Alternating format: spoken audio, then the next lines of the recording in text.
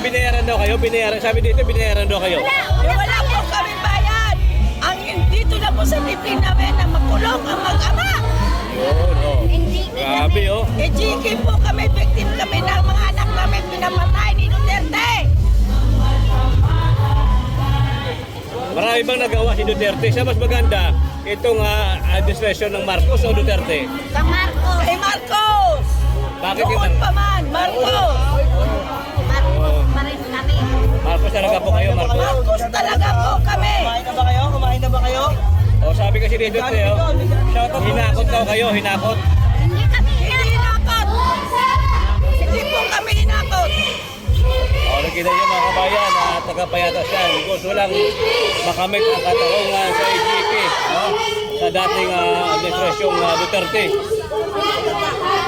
Kaya si nanay kahit na galit po sa mga Duterte. Kaya yung mag-ama po pakulong.